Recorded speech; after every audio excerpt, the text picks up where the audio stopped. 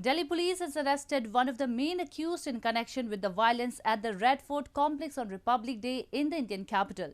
Two swords were also recovered from the possession of the accused. On January 26, tens of thousands of protesting farmers had clashed with the police in New Delhi during a tractor parade that was called by farmer unions to reiterate their stance on the centre's farm laws. Delhi Police Special Cell has arrested Maninder Singh, one of the main accused in connection with the violence at the Red Fort complex on India's Republic Day. Two 4.3 feet khandas or swords were recovered from his house.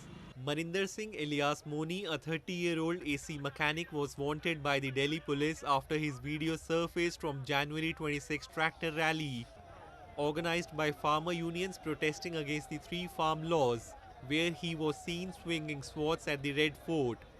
The police said that Singh was doing the act with an intent to motivate, radicalize, and energize the violent anti-national elements, indulging in brutal attack on police persons on duty with swords and damaging the historical monument on Republic Day.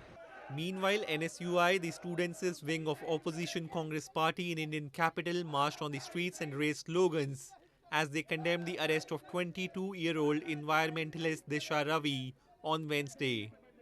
Disha, an activist linked to Swedish climate change campaigner Greta Thunberg, was arrested over the weekend on charges of sedition and she remains in police custody.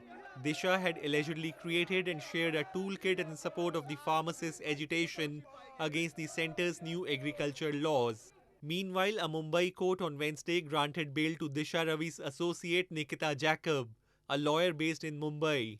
Police had sought Nikita's arrest for allegedly working together with Disha Ravi on a toolkit or a document that it said was used to foment violence during a mass protest by farmers in Delhi last month. But Jacob petitioned a court in Mumbai to stop the police from carrying out her own arrest warrant.